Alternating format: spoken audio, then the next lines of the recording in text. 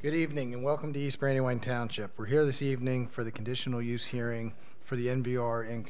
south side of Horseshoe Pike, Chester County tax parcel number 30-5-3.6. I'm going to turn it over to Kristen Camp and we'll start this hearing. Okay, thank you. This is a conditional use hearing. The applicant is NVR Incorporated. Applicant seeks conditional use approval pursuant to section 399-102.6 of the Township's zoning ordinance in order to develop property located along the south side of Horseshoe Pike, which is referred to as Chester County tax parcel 30-5-3.6 with an age-qualified residential community. The property proposed to be developed is currently owned by the Downingtown Area School District. It contains approximately 126.7 acres. The board previously amended the zoning ordinance to create the age-qualified residential overlay where this property is located. I'd like to mark some Board of Supervisor exhibits. The first is Board 1, which is the conditional use application.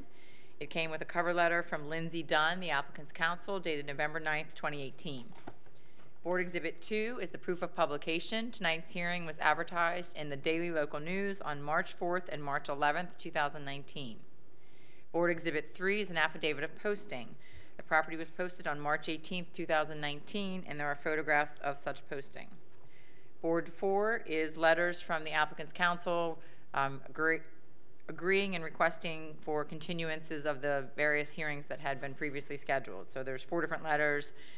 Under the state law, the township is required to hold the hearing within 60 days of receipt of application, and at the consent of the applicant, we extended that time frame so that they could work through some of the engineering issues.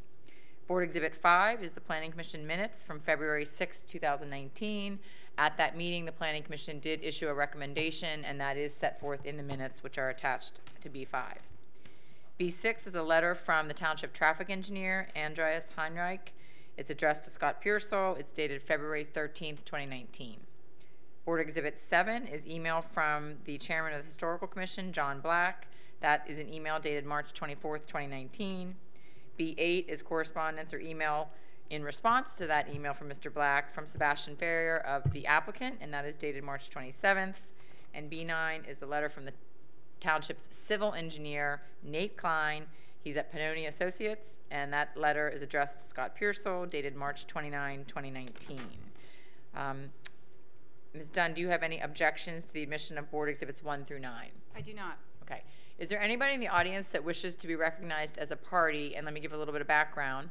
In order to be a party, you'd have to own property in close proximity to the property that NVR is the equitable owner of. And to be a party, you would be preserving your right to ask questions of the applicant's witnesses, to cross-examine their witnesses, and you would be preserving your right to present your own evidence that you would like the board to consider. You would also then have a right to appeal this board's decision to the Court of Common Pleas of Chester County. You do not have to be recognized as a party to make comments or statements at the end of the hearing, just generally, questions you have or concerns, but to be a party moving forward, you would need to be recognized right now as a party. So if there's anybody that wishes to be a party or has questions about that, please come forward and we can try to answer those. Yes, come forward. Do I have to ask the questions now? Or? Yeah, why don't you come forward? Okay. How close is close? You say? Well, I live in Applecross. Kristen, I think he needs to get his name on the record. Yeah, Craig Rose, 312 North Caldwell Circle, and of course Downingtown. So when you say being a party and being in close proximity, I mean, I'm in the next development over. I don't have a major concern. I just have some questions about the intersection. Well, I don't know your specific property. You'd have to tell me, because it is the case law does not have a set distance that is absolutely in enough close proximity. So you'd have to be able to tell the applicant's counsel, how many feet, how many miles away your property is. If you just have general questions, I don't think you need to be a party. Yeah, okay. I think that makes sense when you say a general question. But I do have some photographs of that intersection I wanted to show. Would I be able to do that as part of my question, part of the questioning? Probably not presenting evidence. Presenting evidence, you'd have to be a party. So if you just want to make a general statement or a comment, the board can consider that at the end. Should I do that now or wait till the end? No, you have to wait till the end. Okay, got it, thanks. And it's Mr. Ross? Gross, G-R-O-S-S. Like Gross, okay. Thank you. Is there anybody else that wishes to be recognized as a party? Please come forward.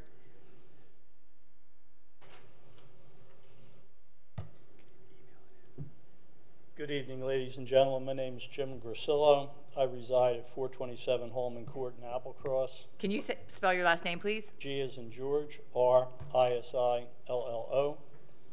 And your address again, 427? 27 Holman Court in the community of Applecross. I'm approximately 1 mile from one of the main entrances into the development, and I'd like to reserve my right to question and supply information at a later date if I think that it's going to be helpful.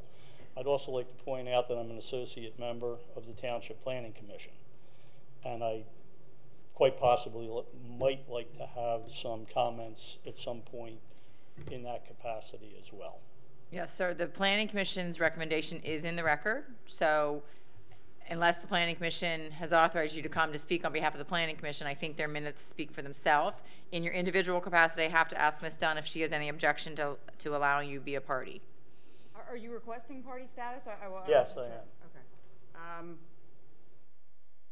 Okay. I suppose that the way we should proceed is that I reserve the right to object to his party status based upon the proximity of his property, which I have no way of knowing right now. That's fine. So, Mr. Grasillo, can you fill out this form just so I have all your information? Please write legibly. We will let you participate as if you're a party, but she's going to reserve the right. I'll give you a pen. Okay. Give me 1 second. Here. Here you go. Here you go. You can take that. You can keep that. Is there anybody else that wishes to be admitted as a party to this process? Please come forward and state your name and address. Hi, my name is Roseanne Boylan, B-O-Y-L-A-N. And Roseanne, what is your address? 131 Bollinger Road. And how close is that to the applicant's property? You are in our backyard. Okay, so you're requesting party status? Yes, we're one of the 4 houses when you first turn on the Bollinger Road. We were the first one there.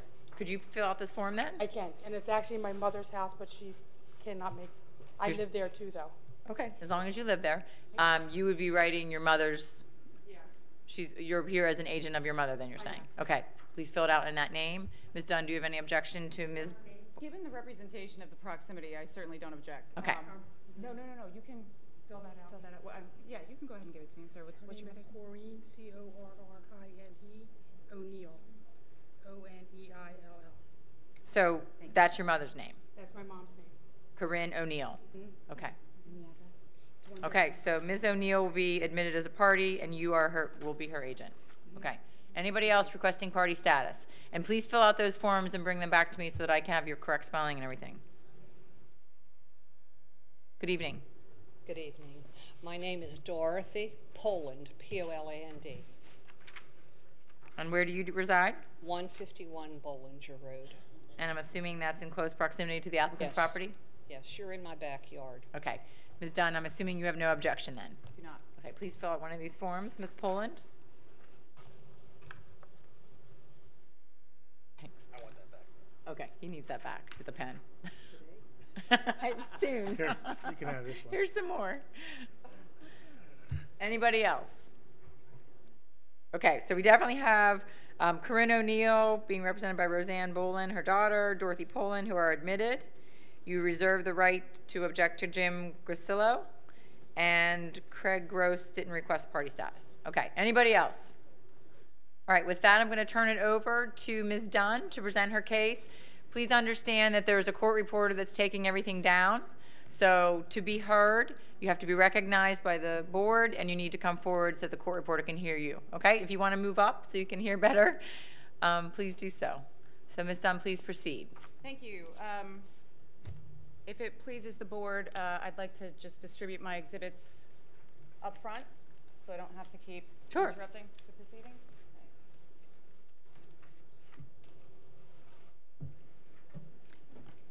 Thank you.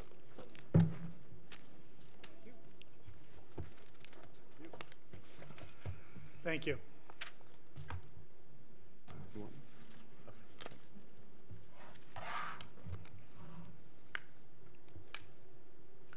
Does the board prefer that I stand here or that?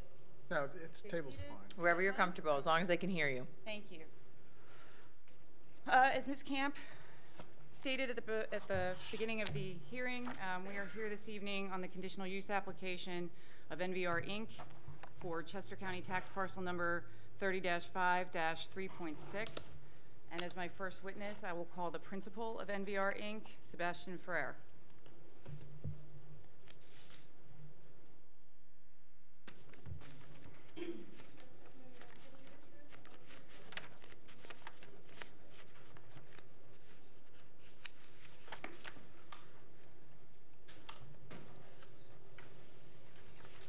Good evening, Mr. Ferrer. If you could state your name and employer for the record, please. Sebastian Ferrer. I'm a market manager with NVR Inc., doing business as Ryan Homes. And has NVR Inc. filed a conditional use application in East Brandywine Township? Yes, we have. And if you could turn to what has been marked as Exhibit A1. Is that a true and correct copy of the conditional use application you filed? Yes. Is NVR the legal owner of the property? No, NVR is the equitable owner of the property. And who is the legal owner of the property? Downingtown Area School District. NVR entered into an agreement with Downingtown Area School District in July of 2016 for the purchase of the property. And if you would turn to what has been pre-marked as Exhibit A2, is that a true and correct copy of the agreement of sale? Yes. Does the agreement of sale contain any contingencies or requirements in terms of the approvals for the property?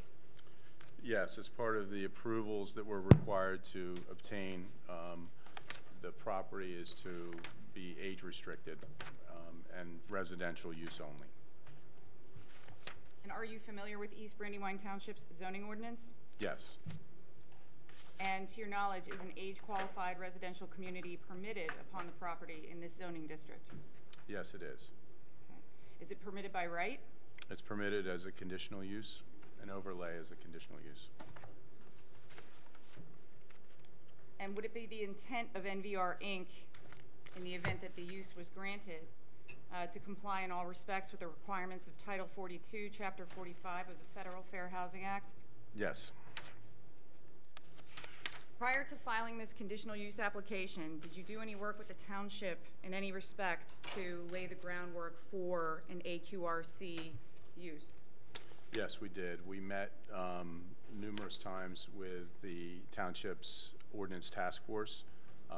We also had I think 1 or 2 neighbor meetings to talk about what we were proposing in terms of the concept plan and the ordinance that we were proposing, and we worked again closely with the ordinance task force in drafting the provisions to the AQRC.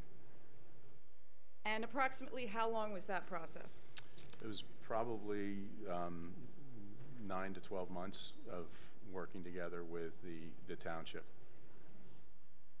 During the time that you worked through the text amendment and the ordinance task force, did you have a conceptual site plan in use? Yes, we had proposed we proposed a conceptual site plan that was in conformity with the AQRC ordinance. And I'm going to have you go a little bit out of order. If you could turn, please, to what has been pre-marked as A10. It's the very last. Sorry. Is that an accurate representation of the conceptual site plan that you were working through the text amendment process for the township? Yes, it is. Thanks. Before the hearing on the text amendment in the township, did you reach out to the surrounding property owners in the township in any sort of way to explain what your plans were?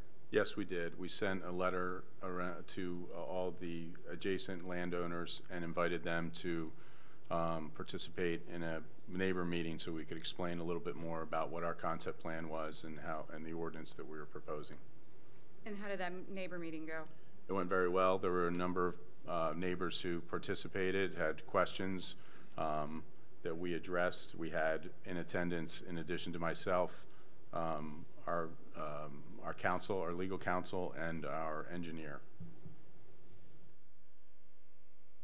And since the text amendment was passed and the conditional use application filed, have you worked with any other boards or commissions within the township to accomplish an amicable development of this property? We have. We've met several times with the Township Planning Commission. We've also met with the Board of Supervisors to discuss our concept plan. I will say also, prior to us even entering into our agreement with the Downingtown Area School District, and following that, before we submitted any type of formal application, we had met numerous times with township representatives to get input, feedback on our plan, so that we understood what the township wanted to see, and they understood what we were proposing in terms of development plan. And in terms of what the school district does want to see by way of an age-restricted residential community, what is the incentive or purpose for that particular condition, from your understanding? Well, my understanding is that the school district wanted to limit the number of school-age children that would be added to the Downingtown Area School District. You mentioned going before the Planning Commission several times, and I believe Ms. Camp noted that one of the board exhibits are the minutes from the February 6th Planning Commission meeting. What was the result of that Planning Commission meeting? We received a unanimous recommendation for moving forward with our conditional use with conditions that were attached. And if you turn to what's been pre-marked as Exhibit A3,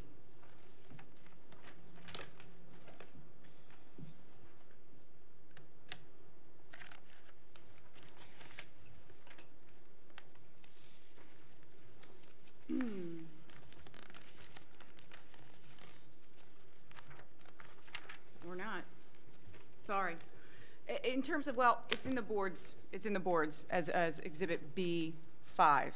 So the conditions that the Planning Commission attached to their recommendation, what, if anything, has NVR done in an effort to address those conditions? Well, one of the primary concerns from the Planning Commission and one of their representatives who was involved in the Ordinance Task Force and a lot of the work that we did leading up to that February meeting had raised concerns or wanted to get our input and on historical issues relating to the property, and in particular the adjacent Weaver Farmstead, which was identified as a historical resource. So I had numerous communications with members of the Historical Commission. I attended one of their meetings to get a better sense of their concerns. Following that, we made revisions to the plan, the concept plan, and the preliminary plan that we had submitted to accommodate some of those concerns and recommendations, including landscaping, changes to the landscaping, changes. We actually removed and relocated certain units to increase the area around the Springhouse that we're going to maintain on the property. We also took steps to incorporate that Springhouse into our community based on those recommendations. And was there a condition imposed by the Planning Commission with respect to compliance with a certain traffic review letter dated February 13th, 2019? Yes, and we have engaged in discussions with the township relative to that, and intend to comply with, to work with the township as far as required traffic improvements that we have to do.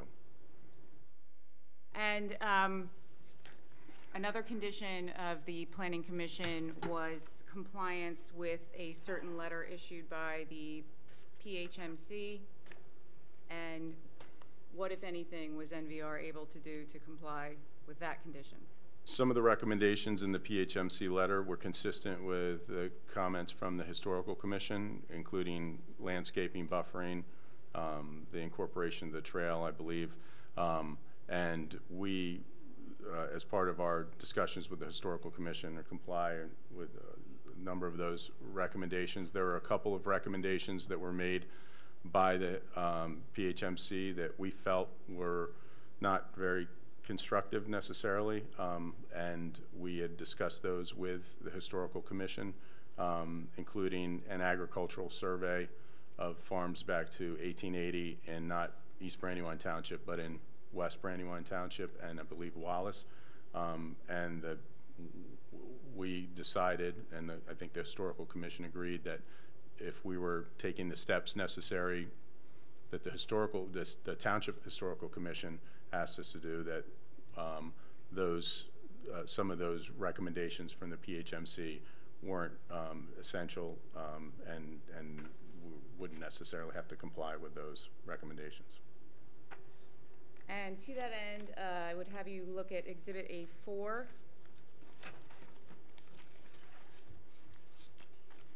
And please let me know if you recognize that email. I do. And if you could tell the board what it is, although I do believe it's a board exhibit as well. I believe it's Board Exhibit 7. It's an email exchange between John Black from the Historical Commission and myself regarding summary of what we discussed and agreed to when we met at the Historical Commission meeting, and the subsequent plan that was prepared in response to their comments.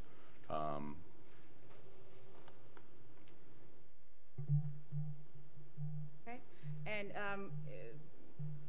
with respect to some of the issues that are discussed in here, I see that on the first page there is reference to an HRIS requirement, a historic resource impact study. Is it your understanding that despite an HRIS being included in the township's zoning ordinance now, does NVR have any obligation to fulfill that HRIS study at this point in time during the conditional use process? Well, the discussion with the Historical Commission was that they were more concerned with, and they wanted us to comply with certain mitigation recommendations that they had made, and I believe that they thought that our compliance with those things would basically satisfy the purpose of the HRIS. And I think the suggestion was that by working through the issues and agreeing to do certain things that we agreed to in terms of mitigation, that a formal HRIS wouldn't necessarily be required. That being said, there was no specific agreement that they would recommend the waiver of it, but that was the spirit of what we discussed. And if you turn back to what is marked Exhibit A3,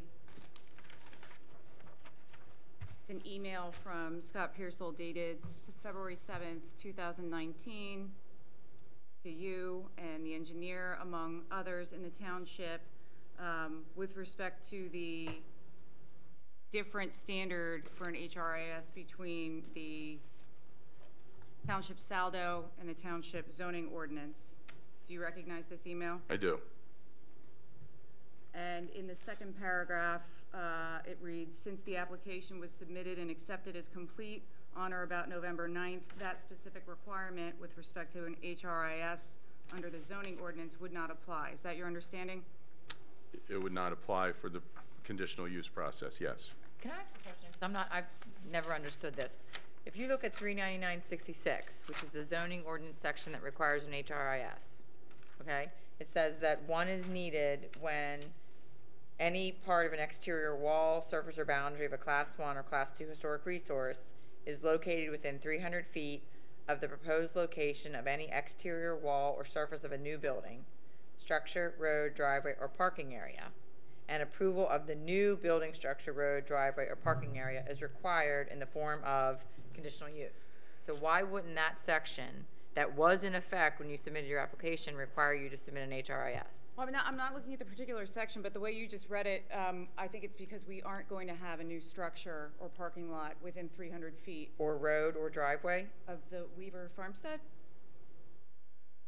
I can address that with Mr. Brower when we get to him. I mean, that's why I just didn't understand how that section doesn't require you to submit one. I always read that as thinking it required it, so that's why I'm not understanding that, so. I don't know how far you are within 300 feet. Did you say 399 or 350? Did you say 399 or 350? 399-66, which is a zoning ordinance requirement, which this board can't waive. So that's, I never understood this argument of whether you had to do it or didn't have to do it, because I thought that section would have required it. And you don't have to answer it now. And I'm not trying to throw a monkey wrench, but I really never understood the argument that was going back and forth on when it was submitted and how it was revised, because that section has been in that ordinance for quite some time. Because I know as an applicant's counsel, I had to comply with that. So, and again, it just may mean that through the land development process, you do have to, because I don't think it can be waived, at least not by this board. Right? So, anyway. Oh, yeah. Yeah, if you have an answer. Kristen, I would only say that I would not dispute that an HRIS is required for this project, just not at the conditional use phase of the Okay, and process. that's, so it's just that it didn't have to be submitted with, okay. And that's what A3 says. Is that what you were going to say? No, what I was going to say was, I believe, the email was the amendment to that section would not apply. The HRIS wouldn't apply. The changes that were made would not be applicable to the Okay. application. And I guess the point I wanted to say is that you've gone pretty far with the Historical Commission, and it seems that the conversations and dialogues at the Historical Commission would be more informative if you did the HRIS for them to look at while they're giving recommendations. So it seems silly to defer doing it further along because you're already getting their support and whatnot. So that's all. I think that obviously the Historical Commission members can speak to this directly, but I think that the idea was that a number of the requirements in the HRIS were already complied with a prior study that had been done, and with the mitigation actions that we were willing to take and agreed to take. I think the determination was made that we basically complied with the HRIS requirements. Okay. So that we'll was let them. the spirit of it. Yeah, I think, if I may, the fact that there's pre-existing historic resource impact study for the vicinity, and I believe for the farm itself, the relevant section code is 399-66 section E, right, where the Planning Commission can waive certain elements of a historic resource impact study. Okay, I just want to, so it's not that you're not going to do it. You're intending to comply with that section. It just may be at a future point. Well, it may be, although the issue that we've gotten into now, which maybe I'll let Sebastian expand upon, is that we proposed a historic resource impact study professional, and I think that the Historic Commission's response to that was they preferred the one that had already been prepared when the property was under previous ownership, and it seemed unduly burdensome to reproduce a historic resource impact study for a property that hasn't changed over the course of time since that one was prepared. Okay, well, it sounds, and then obviously the board can decide, but if you're comfortable with letting the Historical Commission decide to the extent to which that report is needed, and are you speaking of the K-Hub development? That I don't know specifically if it was Kay Hovnanian who had it prepared or if the Historic Commission commissioned it itself. But it was completed by Robert Wise, who is I believe, the Historical Commission's, that's who they consulted with for, in terms of what we were proposing. that would have been similar to what this, that's why. are you guys comfortable letting the HC decide what extent to which they have to do it? And yeah, I mean, as long as the HC is comfortable, you guys gonna be comfortable? I don't have a problem with it. Okay, all right. Okay, I'm sorry, go ahead. In any event, I'd just like to make sure I bifurcate between what's required now and what may be required during the land development process, if we requested a waiver by virtue of the Historic Commission's position, I think it would be relevant at that time to have that discussion. But for purposes of this evening, the zoning ordinance section that makes HRISs a blanket requirement for conditional uses is not applicable to us because that was an amendment that was passed after we filed our application. That's fine. That makes sense. So that was the purpose of A3. That was confirmation from the township manager that that was the case. And I don't believe I have anything further from Mr. Ferrer. Does anybody on the board have any questions for him? Did I understand your testimony that you have no problem with complying with all of the recommendations from the Planning Commission? That's right, and that we have complied with a number of those recommendations and addressed them. You may have complied with some of them, but I don't think you've complied with all of them, and I just want to make sure that, that you're comfortable with all the conditions that the Planning Commission put on their recommendation. I don't want to cut you off if you had more questions. No, that was my primary question. I believe what Mr. Ferrer's testimony was that they complied with all of the recommendations with the exception of those two. The PHMC, which they worked with the Historic Commission and determined that there were some unduly burdensome recommendations in the PHMC letter. And then the traffic study, which will be, the traffic letter from Mr. Heinrich, which will be complied with to the extent that it is possible and legally required to address the comments in Mr. Heinrich's letter. Well, that's not very helpful. No, it's not. That's not helpful at all. And so if you're going to tell us that there are requirements in the Heinrich letter that you don't think you need to comply with, I want to know now. I don't want to kick that can down the road. Okay. Well, we have our traffic engineer here this evening, and we can explore that further. But Mr. Ferrar's testimony I heard was that he had no problem with any of the conditions from the Planning Commission, and he was working on complying with some of them, recognizing that some of the others. I'm not concerned about the State Historic Commission. We don't have that letter in front of us, and I don't remember reading that letter. No, I don't. But I would agree with our Historic Commission that you don't need to do a survey in West Brandywine Township or Wallace as part of this application. But other than dealing with that letter, which isn't in the record and I don't think was made part of the conditions by the Planning Commission. Yep, and I'm glad you asked that question because I was actually going to ask the same. For example, condition 3 was provide additional on-street parking. Is that something the applicant's willing to do? And we have. Okay. We have re-engineered the plan. We will discuss that with Mr. Brower to provide pocket parking, which was something that was raised as a legitimate concern, actually, with the idea that even though this is a 55 and older community, there would be times when there would be parties or events and visitors, and people would need additional parking. So that is something.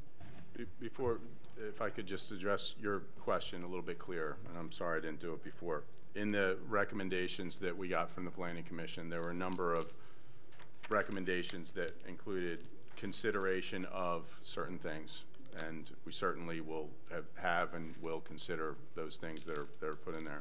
In terms of compliance, I will comment, and I addressed this earlier, but I'll make it clear. Number 8 is compliance with the requirements of the Historic and Museum Commission and its correspondence dated April 1st, 2017. We intend to comply with certain recommendations that are consistent with the Township's Historical Commission recommendations regarding landscaping. We do not intend to comply with other recommendations that we determined are not kind of essential and productive, and I think the Historical Commission had agreed with that. In terms of, I believe number 10 says compliance with the recommendations of TPD's traffic impact assessment, including the improvements required. That is what Lindsay had spoken to earlier with regard to we have TPD's traffic impact study, we have Mr. Heinrich's review letter, and there's a number of things that we do need to address in those that we intend to comply with what we're required to comply with. Well, we have some relatively new members of the board. I just want to make it clear. I think the Planning Commission made it clear. You're still going to go through a land development process. What is being sought tonight is approval for this use of the property, but not necessarily this specific plan. Well, I understand we've looked at the plan before, and we've given you some guidance on that, but tonight is a conditional use for an age-restricted community that complies with the ordinance that we adopted and worked with you to adopt. But you're still going to have to go through land development. that's correct. And perhaps the reason why it's been a little bit more complex on our end in terms of working with the township's engineers, because we did submit preliminary plans at the same time as the conditional use application, which is not required by the township's code. Township's code only requires a generalized plan that's not fully engineered. We do have a somewhat more complex plan for the township to be viewing. But with respect to the Planning Commission's recommendation or condition, excuse me, of compliance with all traffic planning and designs traffic impact assessment for road improvements, including off-site improvements, I certainly don't believe that my client can make any representations as to complying with off-site improvements during the conditional use process. Okay. And I think some of the conditions in the Planning Commission recommendations, like the on-street parking for guests, would be something that's really more appropriately addressed in the land development process as opposed to the conditional use process. Correct. Okay. And while we're on that parking issue, we just recently had the fire marshal speak to some issues in a neighboring development where they were having problems during construction, not being able to get the fire and rescue in while construction was going on, and dumpsters were in parking lots. So I think based off of a fatality that we had at that situation, you know, we need to be cognizant on this as well going forward with all developments, that the fire marshal will ultimately have to look at this as well to make sure that both beginning and during, you know, they can get their emergency vehicles through. Yeah.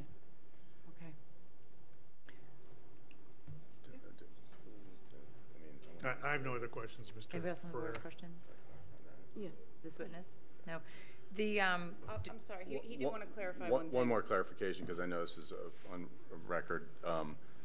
The last requirement, or the last recommendation from the Planning Commission, compliance with all comments and requirements of township, municipal authority, consultants, and outside agencies. Certainly, we're prepared to consider all comments and all, you know, legal requirements that we have, you know, we intend to comply with that are required of us. So that seemed to be a little bit of a broader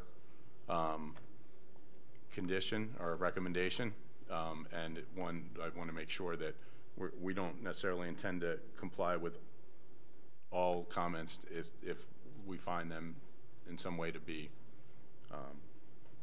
not something that's validly required of us. So you're really not agreeing to comply with all the conditions of the Planning Commission then? I mean, you've made a lot of provisos here, and I'm not being critical of that. I'm just saying it's not really a true statement to say we can comply with all the Planning Commission comments. But I think, as Ms. Dunn indicated, some of the confusion here is we have a much more detailed plan. The Planning Commission really almost looked at this like a land development approval as opposed to conditional use approval, and some of those issues are going to remain open and have to be addressed in the land development process. Right. But I would be guilty of malpractice if I made the blanket representation that we will comply with all comments regardless of legality or the nexus to our project. So to the extent that there are comments out there that are coming down the road and we don't know what they are, we can't agree to comply. What about number 4, pedestrian vehicular connections to adjacent developed and undeveloped properties? Is that something that you looked at and made any plan changes? We did. There were specific recommendations from the Planning Commission regarding the, regarding pedestrian and vehicular connections. We had already provided, I don't know the exact number of linear feet of sidewalks and connectivity between the Applecross development through our proposed development and to the commercial uses, and then, you know, into the village of Guthriesville. So we did make some additions to what already was a pretty comprehensive pedestrian layout. Okay. What about consideration of the configuration and size of open space parcels? That was pretty vague. I didn't know if there was a specific thing the Planning Commission was shooting for there, or were any plan changes made as a result of that recommendation? I think that there was specific comments regarding how open space was calculated in the zoning ordinance, and I don't know if this is exactly what was intended in this recommendation from the Planning Commission, but I know that in follow-up discussions with Mr. Klein regarding open space and, you know, kind of addressing his specific comments, we've done that with Adam Brower, and I believe to Mr. Klein's satisfaction. Okay. And if I'm not mistaken, there was also some detailed concern from the Planning Commission as to how the open space that bordered the Weaver Farmstead was to be positioned and landscaped to have some sort of harmonious continuity with the Springhouse. So we also worked to engineer that open space to make that a reality for them. Okay. Thank you for clarifying that. Do any of the parties have questions, and it's specific to this witness on the testimony he provided, and understand that they have two other witnesses. One will be their civil engineer and one is their traffic expert. So if it's more detailed engineering or traffic, save that for the next witness. But Roseanne Boland, do you have any questions for this witness? Okay. How about Mr. Grisillo? Yes. You need to come up if you do.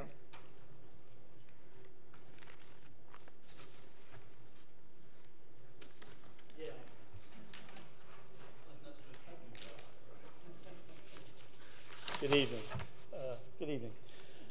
Again, my name is Jim Grisillo. I'm a resident at 427 Holman Drive, and I also wear the hat of a planning commission member, and I don't know to what depth I can raise questions from that perspective, and if I can, I'd like to have one or two quick questions asked about that.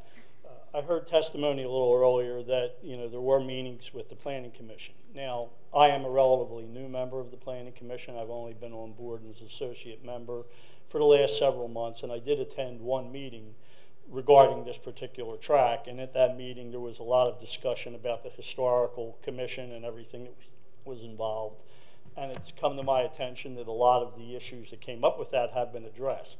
I would just like to point out to the Board of Supervisors, from my limited experience with this, is that that was a very specific item, and it was in no way, shape, or form the only item that was addressed.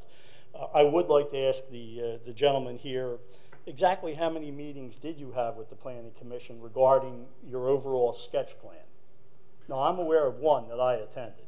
Over the 2+ years, I know it was between 4 and 5 Planning Commission meetings that we attended. Okay, and again, I would have to check back records to verify that, you know, that information.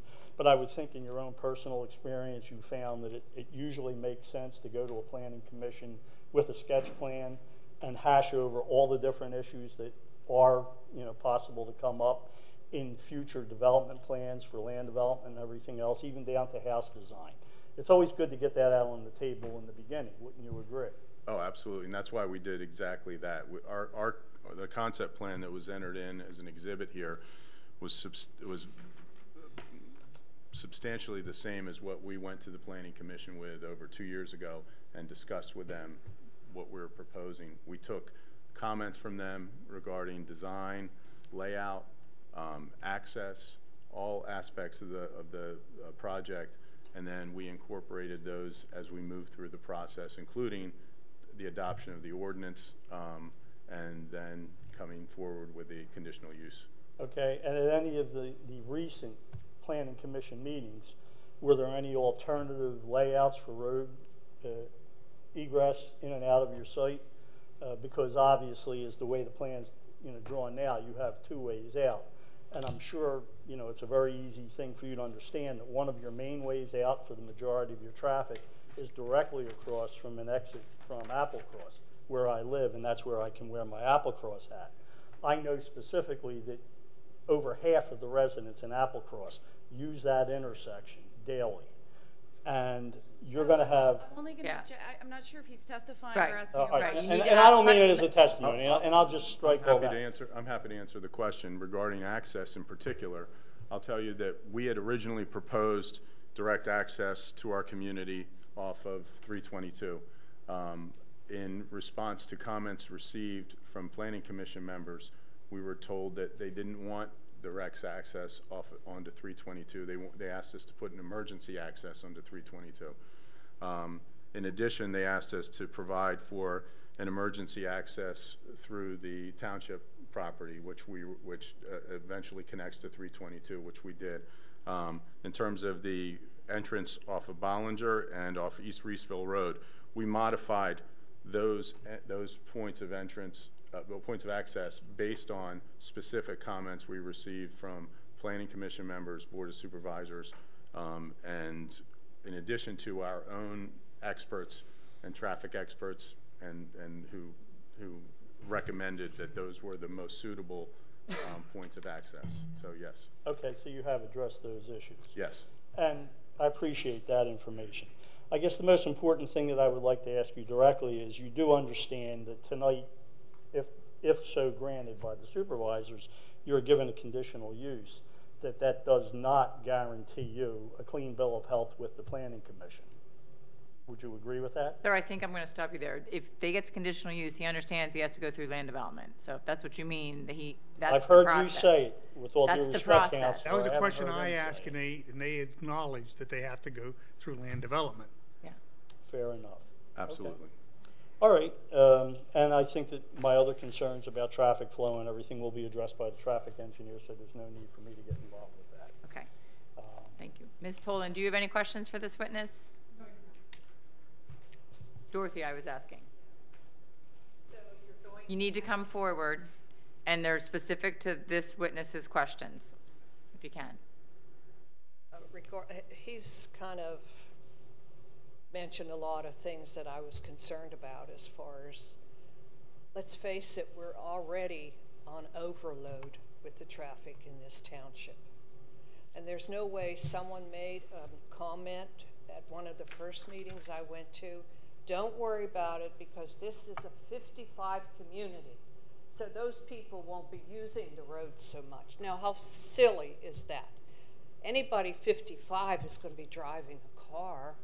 So all those homes and all the people in those homes are going to just add to our problems. Sorry, I'm just trying to keep the process. We understand, Ms. Dunn. Let me do this. This is questions of this witness. You'll be able to give general statements at the end. So right now, it's a question and answer. If you have specific questions for this witness, not your feeling about the traffic, but questions relating to the things he testified about. Do you have any questions for him? No, okay. I don't. And we'll give you an opportunity to present what you just said at a future, after the, no, even at this hearing, but after they present their witnesses. Okay. Okay? All right, so we're going to move on to the next witness then. If I may put on my resident hat for one last question. You should only be putting on your resident hat because you're not authorized to be here on Absolutely behalf of the true, Planning and I Commission, agree sir. with you. With my resident hat on, are you prepared to state fully for the entire board that this development will only be used as a 55 and up retirement development? And the reason why I asked that question is I live in Applecross, in a section that was supposed to be a 55 and up retirement village. But when the real estate market went south a couple of years ago, very quickly they forgot it was 55 and up and decided to sell to whoever showed up with money. So are you going to give assurances to the board?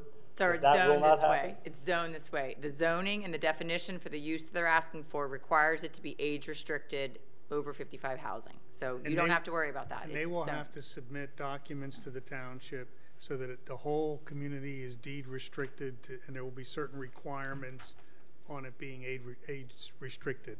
Right. And I will tell you, because I was here, there was never a time when Pulte ever proposed that part of Applecross be age restricted, so I don't know where you heard that.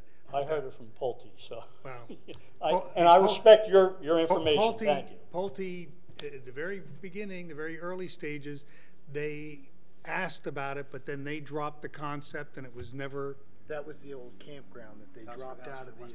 Yeah, that was Is in West Brandywine. West Brandywine. Has nothing to do with portion. Pulte, Applecross. It was, no, it still was Applecross, but it was in the neighboring in East Brandywine Township. Right, right. Yeah, they did have a 55-plus community in West Brandywine. Actually, It was connected to I think it was Applecross. across the still street part from of where it. the campground was. But they bailed on that at the last minute, so that But never no- came. Thank you for that clarification. No part of what your community was ever intended to be age restricted. I appreciate that information. Thank you. I have no further, comments at this time. I just have two more questions for my witness based on Mr. Grzillo's questions.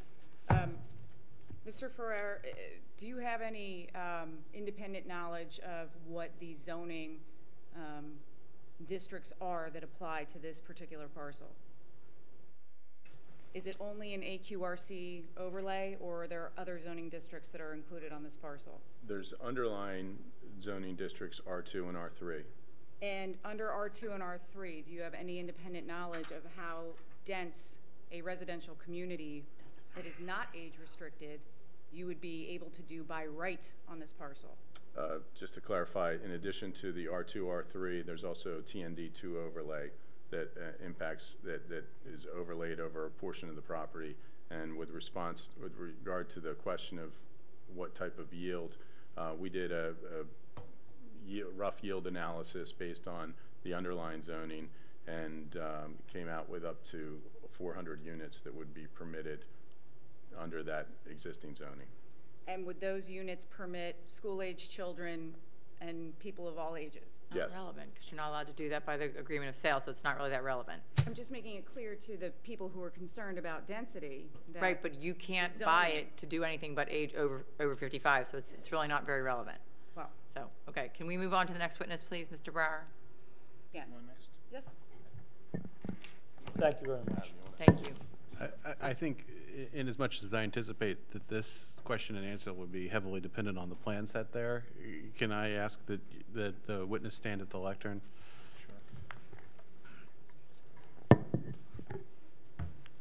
Right on the table, and then the camera's right above you with the blue dot. I always get it backwards, but I have a 50-50 shot. Scott will laugh at me. Hey, got it. I did, he doesn't want to do it.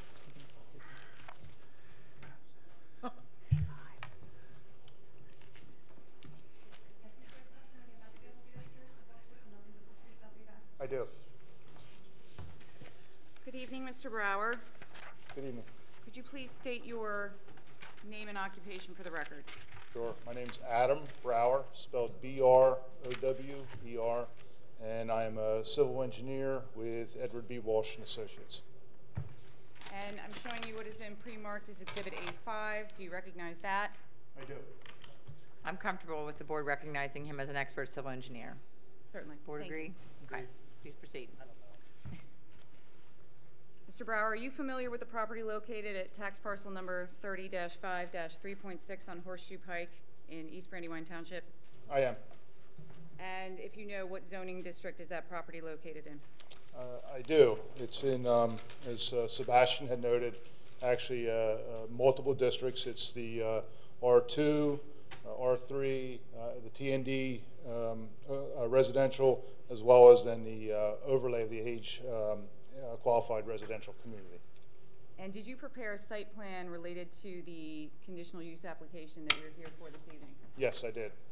In fact, we did a full preliminary plan design as well. And if you could, is that sheet 2 It is. of that plan set that you have up there on the projection?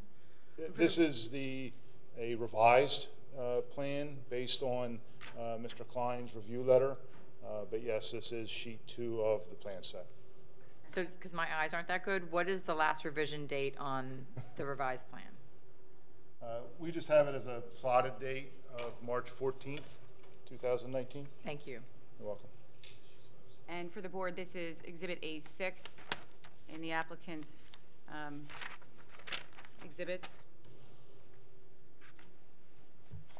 Can you provide a general overview of the plan for the members of the board? I don't need you to be duplicative in terms of anything Mr. Ferrer's already discussed, but just in terms of the pointing out the points of access, the internal circulation, and the general number of units.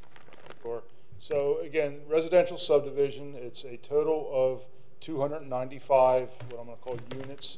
It is a mix of singles and carriage homes. There is 161 single-family homes and 134 carriage homes. They're located on a tract that's basically 126.75 acres. It is bounded by Bollinger Road to the north, Route 322, otherwise known as Horseshoe Pike, to the east. We have to the west East Reeseville Road, basically, for the most part, surrounded by residential properties, with the one exception being literally where we're meeting tonight in the Township complex, which would be in the southeast, the southeast corner. And is there also a recreation facility proposed? Yes, so inside the community itself, we have and I'm sorry, I'm remiss, you asked access points. We do have an main access drive off of Bollinger Road. That will go into the community where there is a community center with facilities for the residents. And then there is also an access point off of East Reeseville Road. Through the center of the property is where there is a stream traveling in a southern direction, and we have a network of trails in addition to along the internal roads, a trail system along that corridor to provide for active recreation for the residents. Thank you. Are you familiar with East Brandywine Township zoning ordinance? I am. All right, we've already discussed that this is located in the AQRC overlay and that this is an appropriate conditional use application for the zone. Is there, for the use though, that we've applied for this evening, is there a minimum net tract area requirement? Yes, the minimum is 75 acres.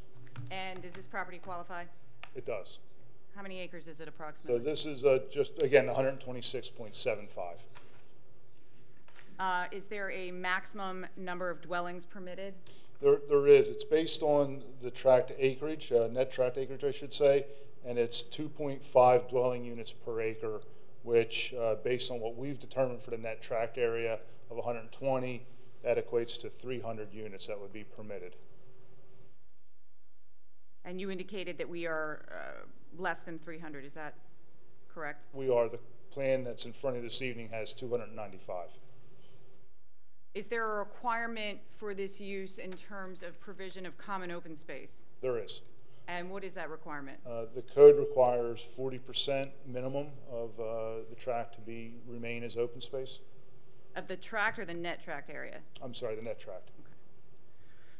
And does our proposed plan, as indicated on A6, meet that requirement? It does. We actually, the current plan has 61 acres. There's certain criteria in the code that doesn't count open space, in other words, if it's too small, too narrow, things like that. Taking those areas away, we have 54 acres, which equates to 45% of the net tract area. Are there any requirements for an age-qualified residential community in terms of public sewer? Yes, there is. And what is the requirement? It is required to utilize a public system or community system. And is NVR Inc. proposing to utilize the public sewer system? Yes, they are. And do the proposed plans, to your knowledge, would they be compliant with the Township's Act 537 plan? Yes, certainly the Township Act 537, as well as going through the approval process with your various agencies, including DEP, with respect to their planning module requirements. And the Chester County Health Department as well? Correct, yes.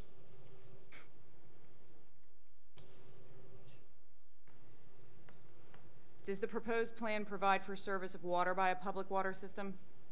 Yes, there is public water accessible, and it's proposed to connect to that system. And if you know, if this conditional use application is approved, will the plans comply, the plans preliminary and final through land development comply with the standards of the Township Code Yes, it would. and the applicable regulations of the East Brandywine Township Municipal Authority Yes. and the water supply requirements of Chapter 350 of the Subdivision and Land Development Code? Yes, it will. Are there minimum lot regulations for an AQRC? Lot requirements, sure, yes.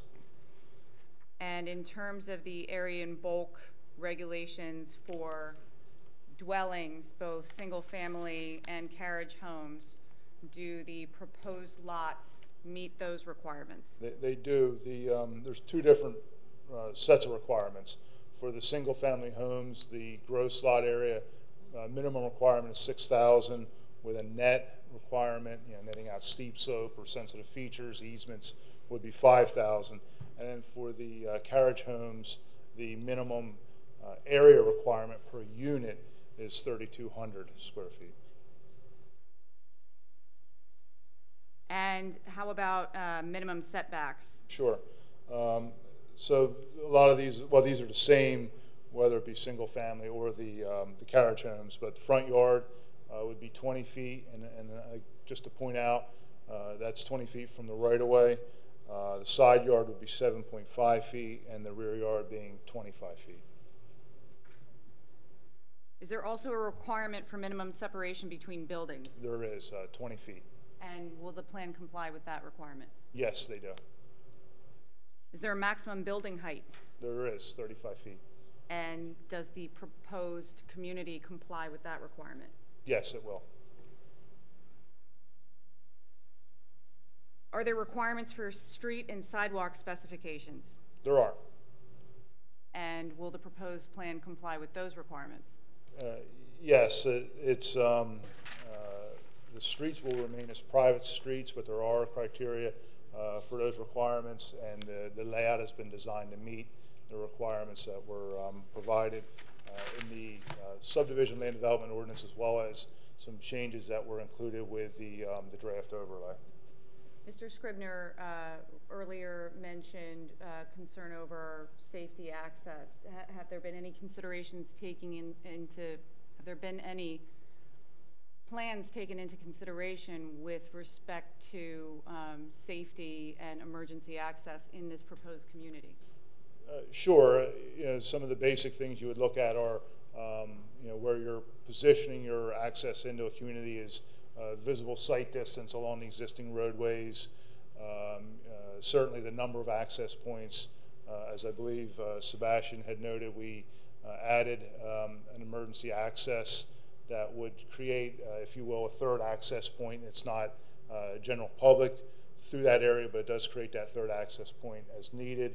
In fact, we actually did also modify the plan that you're seeing on your screen, where we had on paper, if you will, an emergency easement out to 322. We have incorporated a widened walking path connector for walking, but we've made it wide enough that that also could serve as a hardened surface. It'll be paved also for an additional emergency access.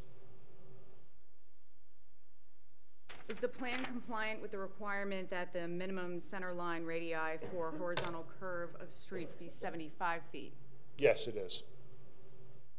And are the tangents at least 10 feet required between reverse curves in the streets? Yes, we provide at least 10 feet. And streets entering from opposite sides of another street, are they directly across from each other and offset? If they're directly across from each other, are they offset by at least 150 feet? That's correct, yes.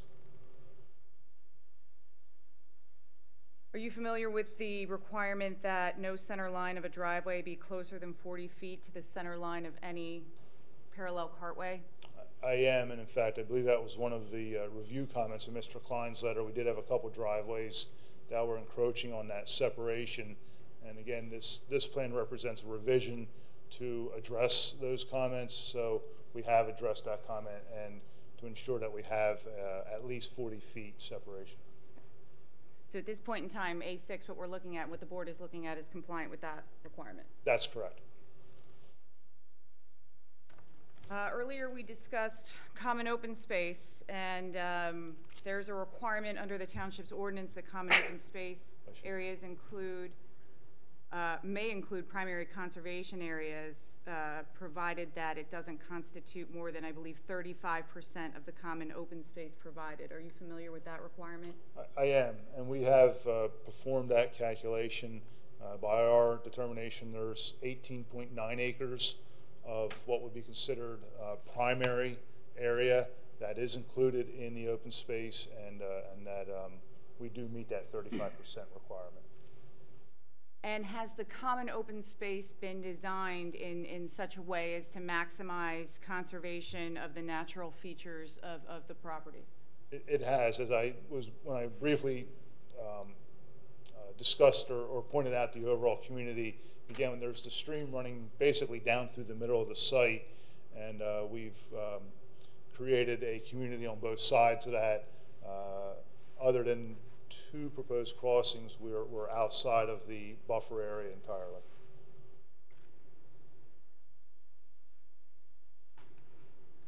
Does the ordinance contain a provision with respect to impervious surfaces located within common open space? It does. While it generally restricts impervious and open space, it does make some exceptions. The community center, which just by default it ends up being an open space, that is permitted, as well as I believe municipal use, for example, if there's we have the one emergency access road, and I believe walking paths as well. Okay. And what of approved sewage facilities? Correct, yes, thank you.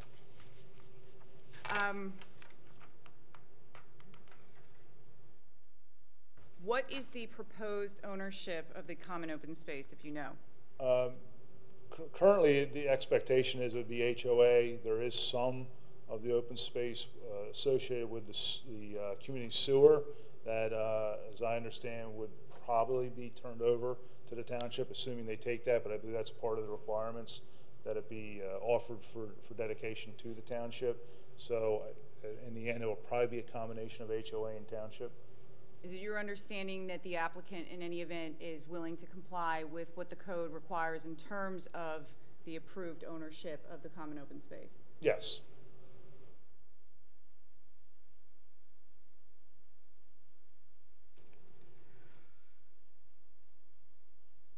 Do you know whether or not the applicant intends to comply with code requirements regarding common open space being subject to conservation easement?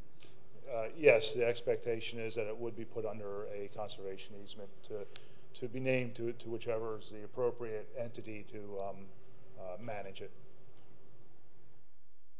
And will all areas of common open space be specifically utilized only for the purposes permitted by Ordinance Section 399102.6I? Yes, it will.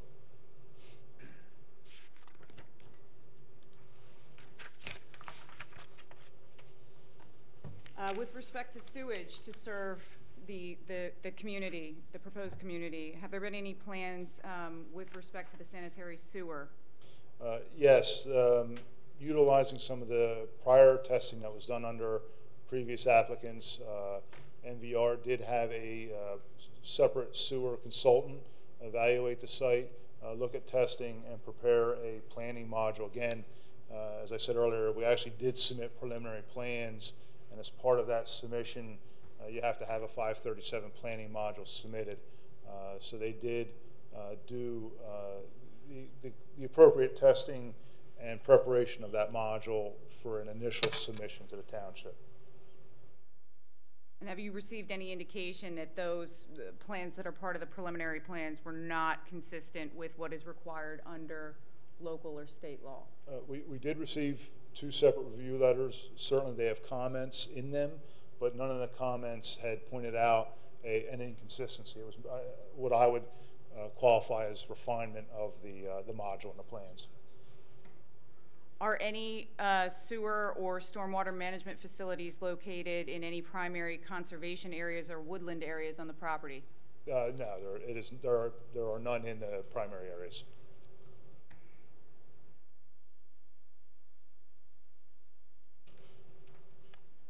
And are the areas of common open space, regardless of ownership, subject to a proposed open space management plan?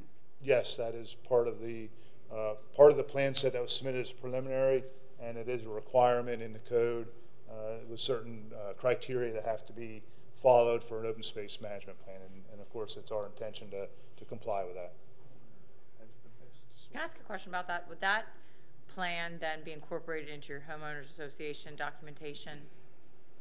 If that was, it seems to us that there is some ambiguity in the township's code with respect to what the township wants to see happen with common open space. There are certain provisions that require dedication to the municipal authority. There are others that seem to want the HOA to be responsible for common open space, and then there are others that indicate that it should be dedicated to an approved conservation-related organization. Well, that's who owns it. So ultimately, the board will make that determination at land development. But as far as how the open space is maintained, is it something that then you put into the homeowners declaration so that if any of it is transferred to the HOA, they understand, rather than having to go back and look at a recorded plan, that they understand exactly what has to be done to maintain it? Yes.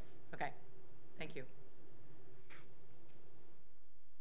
Is the proposed design of common open space areas in compliance with the code for buffering and screening contained in 399-58C5?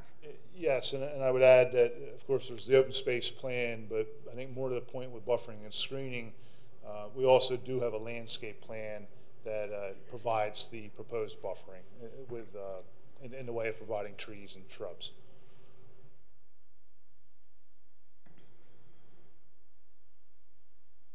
Does the plan demonstrate adequate handling of stormwater, including a written analysis and anticipated methods? It does. We have, I don't know, I'm going to say, I think 5 central systems as well as some smaller systems that we've designed with the preliminary plans. They are designed to provide the rate and volume control to not only meet the township requirements, of course, but also DEP, eventually through the process of the MPDES permit.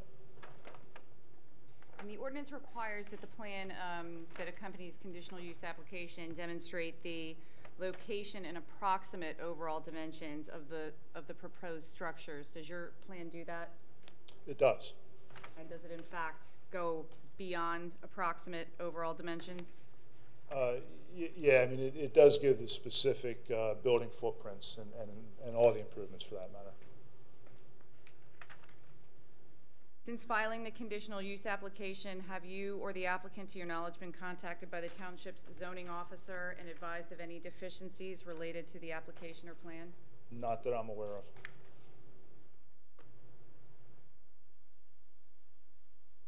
With the exception of having made revisions responsive to comments made by the Township's Planning Commission and engineer, is the plan that is before the board this evening is A6 substantially similar to the plan recommended by the PC?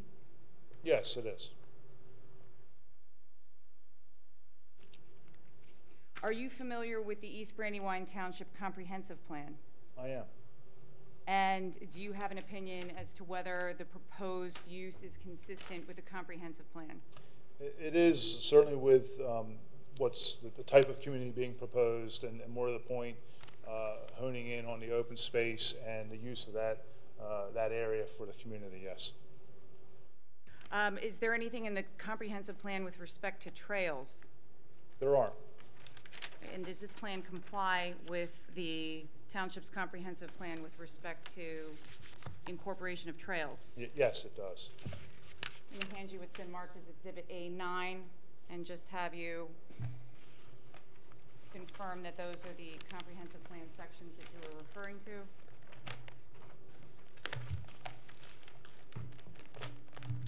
Yes, it is.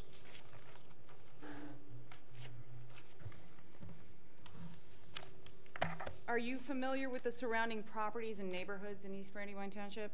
I am. And in your engineering of this plan, do you perceive any threat to the public health, safety, or welfare that's proposed by this plan? I do not.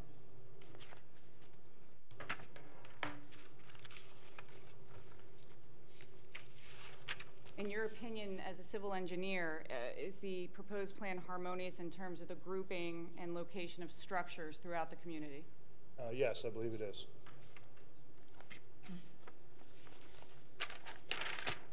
Has the application and plan taken into account the demand on the public water and sewer that we discussed earlier? Yes, it did. And you referenced earlier that a sewer planning module for a similar community was already approved by PADEP? That's correct. And do you know how many homes that was for? I think it was slightly less. I believe it was in the realm of 273, I want to say. So, 22 less, but similar. And does the plan take into account any impact on open space and recreation? It does. And the public school system? Yeah, it does. I mean, it's a 55-plus community, so by that nature, there won't be any school-age children attending the school. And we certainly looked at the open space. Again, we're providing the community center, which does have facilities, outdoor recreation facilities right at the community center, as well as, off the top of my head, I forget, but I want to say it's about 4 miles between the sidewalks and the trail in the community for, again, active recreation. The ordinance contains a requirement that the applicant take steps to ensure property boundary compatibility. Can you speak to what the applicant has done in terms of adhering to that requirement? Well, again, it's consistent in that it's residential against residential. It is set back in most of the areas a greater distance than what's required for the buffering, and there is a landscape plan that's, again, in the preliminary plan set, but certainly will be further refined through that land development process that would also provide screening and buffering for the existing adjacent properties. Were you part of the process to respond to the Planning Commission's comment with respect to the provision of a harmonious connection between the Weaver Farmstead and the Springhouse that is on the applicant's property? Yes, I was. And can you explain to the board what the applicant has done to accomplish what the Planning Commission and Historic Commission wanted to see? Sure. So what they were trying to connect, if you will, the Springhouse back with the Weaver homestead. Of course, the Springhouse is now on the property being proposed for subdivision and not on the actual, I believe it's 10 acres, but the tract that we're calling the Weaver Farmstead. So to do that, we revised our landscaping. Instead of having that standard tree line buffer, if you will, along the tract boundary, we took those trees away and rather put those along the units to the right and to the left of the Springhouse, so that the Springhouse feels more like it's part of the Weaver Farmstead, and actually, and that still provides or meets the intent of the landscape and the buffering requirements, because you're still buffering the view of those carriage homes, but you're not buffering the view of the Springhouse from the farmstead. These guys might know it, but I don't. Could you mark where the Springhouse is? So this is the, I don't know how, unfortunately you can't see it on the overhead, but that's the orange. So it's not on the renderings. Okay. That's the Springhouse. Okay, thank you. You're welcome. And as I believe Sebastian had mentioned, to provide a further buffer from the Springhouse, we did relocate units, a unit from the right and a unit from the left, to provide further separation. We have incorporated a walking trail that'll run up along the Springhouse. And one thing that wasn't mentioned, but for what it's worth, we had a storm and sanitary sewer relatively close to Springhouse, and now that the units were shifted away, we took advantage of that and moved those underground utilities further away from the Springhouse as well. Thank you. I know you're not the applicant's sewer expert, but do you know whether or not the applicant has explored the potential for economy of resources collaborating with sewer treatment solutions with surrounding property owners? Yes, they have. They've been in a working dialogue with a nearby community that's under construction, and also, I believe, working very preliminary, but having some discussion with the municipal authority to see if there's things that, so you don't have a redundancy of things that wouldn't be necessary to try to be more efficient in that regard. Did you provide a natural feature analysis with suggestions of how to mitigate potential impacts? Yes, we did. And does the plan as proposed this evening at A6 contemplate any sorts of donations or other provisions of land to the township? It does. So again, the township building where we are right now is here, again, the southeast corner. We have a 4.5 acre part of the property that will be given to the township for, I think probably for general use. We have it labeled for compost area, so that would be utilized by the township. That's 4.5 acres. And we also have a 50-foot wide easement going down from the township property down to East Reesville. That ends up being 1.25 acres that would allow for the construction of an emergency access road. How many acres is that in total? Total would be 5.75 acres.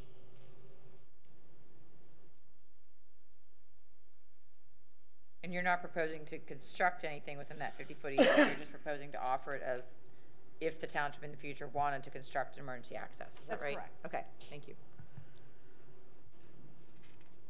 Do you know whether or not the application, if the conditional use is approved, may require some zoning relief from the Township Zoning Hearing Board? It does require relief in the way of a variance, and I think I mentioned it previously, but there is a crossing with our road system, and as well as that potential future emergency access road, crossing of the wetland and buffer area, and then there's also would be a special exception required, again in front of the same body, for the roads in 2 locations that encroach in steep slope.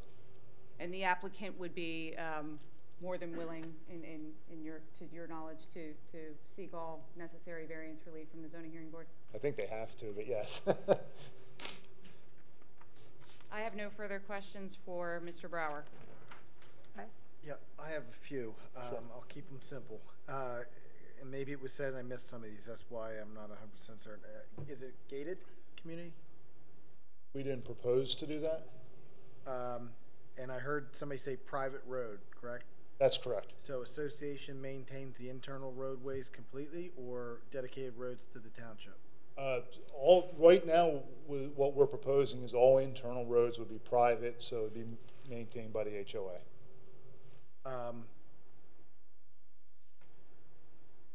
Open space in the middle, I'm going to call it. Is that, and I have a very, very small map to look at, so bear with me. Is this open space usable or is it all wetland? The middle area, I would say it's very limited in its use. You do have the stream running down through it, which has a very, there's a few pockets, but for all intents and purposes, a relatively small wetland area associated with that. However, you do have, with a stream corridor, a riparian buffer requirement, a zone 1 and a zone 2. So between the zone 1 and zone 2, it pretty much takes you up to the back of those units and the stormwater areas. I believe you're allowed to have a walking path down through it, so we do have that. But I would stop short of saying like you could 5 years later create a general purpose field. You know, I don't think your code would allow something like that. And then lastly, I don't know if this is you or not, but are these units proposed to be with foundations or on slab?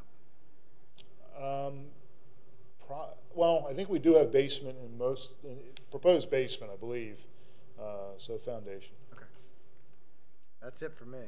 Anybody else on board? Yes, Mr. Brower, The intersection, the corner of the property on Bollinger Road and 322, does this current plan reflect what the ongoing redesign of that intersection?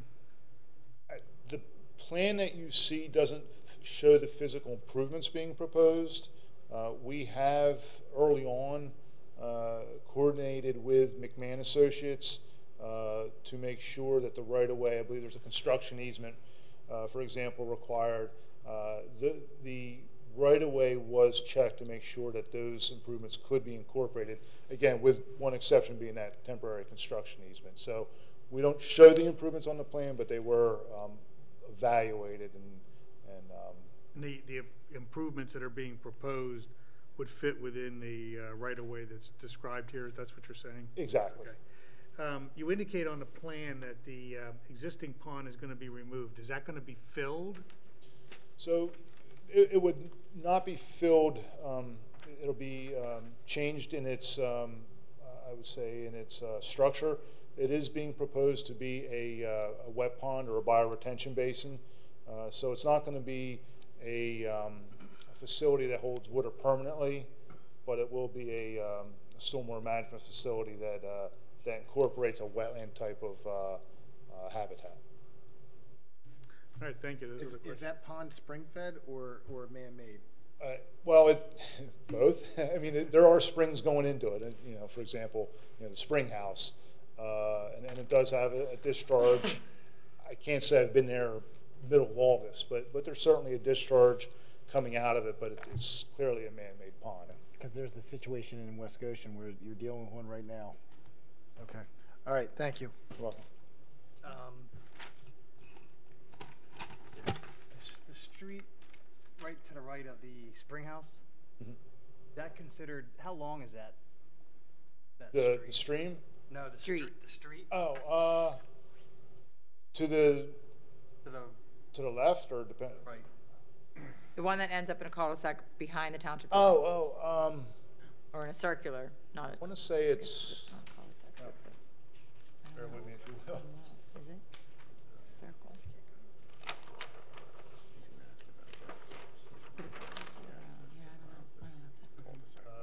Looping all the way around to this area is 1,900 feet. Is that considered a cul-de-sac street? Your code does have a requirement for cul-de-sac streets, a maximum. However, this particular design is we have incorporated emergency access out the back of that cul-de-sac to address the concern of having a cul-de-sac longer than 1,000 feet. And it's serving more than 20 units? That's a souter section. Okay. So, I'm sorry, because I wanted to ask him about the emergency accesses, so when you're done. Oh, and I see the land that you're dedicating to the township. Are you proposing, is that going to take care of your open space requirement towards it? It's included in that open space that I spoke of for the 40%, yes. But you're at 45%, the ordinance only requires 40, so even if you deducted that land, would you still meet it? Probably not. Okay. I mean, close, but I don't know that you could, the whole, again, we have the 4.5 and, 5.75 total. I think you'd be under. Okay. I just trying to figure out what the plan, what it offers the community, the residents. For open space. For open space? I mean, as a township. And you see the township, the township's getting something, not the community. Well, I would offer, with respect to the general community, I think this is part of the discussion, that the trail system is open to the community at large. Is it open to the public? I believe so. So you will allow the trails within this development to be open to the public? That was the idea, yeah. Okay. I didn't know if that's what the board wanted, but that's, I know, sometimes an issue. Okay. I think that's all for me. Okay.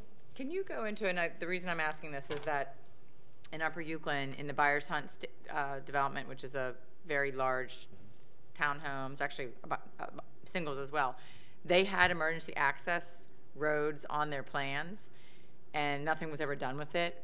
And it's shown on a plan, but then I think the township even forgot that it existed. So I'm just curious as to what physical construction you're actually proposing in the two areas that you label emergency access. Yeah, my expectation as we get into the land development, I mean, for now with the conditional use, we just show it as a placeholder on the plan, but my expectation would be that it would become a paved surface, so you have year-round use of it if the need arises for emergency access. That being said, to make sure you don't have cut-through traffic, if you will, I would expect to have some sort of gate across it that only has access to your emergency personnel. Yeah, and the point would be that is it your concept that the HOA would keep it maintained however you construct it, so that if in land development the board said we want it to be paved, then that becomes a common facility that the homeowners association has to make sure it continues to be paved, so that if the emergency happens 6-7 years from now, it's still in a condition that can be used. Yes. Okay. I just want to differentiate between the two that we were speaking of. I think it would be the intent for the HOA to be responsible for maintaining the piece that connects the cul-de-sac, but to the extent that the township and the one that's down by Horseshoe Pike, are those the two you were talking about? I have one circle that leads to Horseshoe Pike, Yes. and then the one that's right behind the township building. Yes. Okay. Yes, that would be the intent. Okay, thank you. A second. Trails open to the public emergency. I think that was it. Okay. Anything else? All right. So we're going to go back to the parties. And again, these are specific questions of this witness. If you want to come up. Ms. Bolin, you first. Yep, just real quick. I don't want to make this long, but this land, I live right here in this first house on Bollinger Road. Okay? So, you know, we're on the corner. Okay. We're waiting for our red light. Okay. The land next to us and behind us that's supposed to be open land, at any point in the future, can that be developed? It has to stay open, correct? That's correct. Okay, we can't go 5 years down the road and find a grocery store there or something. That's correct. Okay, that's good, or more houses. My other thing may be land development. I'm not sure because I'm not familiar with the process that much. I leave that up to my brother, who's a civil engineer. But the walking path behind the houses, is that going to be on the inside of the berm and not directly behind our houses so that we can see people walking on it? Because you are going to put a berm, correctly, with landscaping behind our houses? I don't know. I mean, we could certainly talk about that during land development. We weren't currently proposing a berm, although that's not something that we can't do. Because that's why I had heard that at the original meeting I went to, that it would be landscaped, and since there was no privacy fence, it would be landscaped, so that we wouldn't look upon all those houses. Right. And that there was a walking path, and it was asked if we wanted the walking path in front of our homes, incorporating us into that kind of that development, or behind us. And I preferred, my mother talked it up, we preferred it behind us, but behind the trees too. Right. Yeah. That when people are walking, they're not going to be looking in our yard so much. Right. And I think that's probably land development, but I just wanted to make sure that you take into consideration our privacy. Yeah, we certainly a good point. Certainly welcome Dennis to give me a call. I know Dennis well. Yeah, I know my brother. He's going to come. He said he didn't think it was important to come to this as much as to the land development meetings. And he's going to do the municipal authority, I guess. I know Dennis knows sewer. Because we wanted to know if we'll be able to incorporate into the sewer system. Sure. Okay. I believe that was one of the comments, in fact, that we're required to do with respect to the sewer. And the water. And yes, and yeah, we'll certainly create that buffer with the trees, you know, and we can talk about a berm if that's something. I mean, I don't want to mislead you and say it would be a 100-foot wide berm, but but we can certainly look at a berm to give you further buffering. Sure. Okay. And my last question, is the open space on the other side, you know, the landscaping and stuff, is that like tall grass and nothing, or is it landscaped grass? Or where that open drip field is? Because that is a drip field. Or is it going to be wild meadow? It has to be maintained. I mean, you're not going to. you're not going to be cutting it, 10 times a year, but and your sewer engineer, I'm sure, will speak to this as well, but I would think more like 4 times a year in that type of frequency to keep it cut, to keep invasives from growing and things like that, certainly. Yeah. That would be good.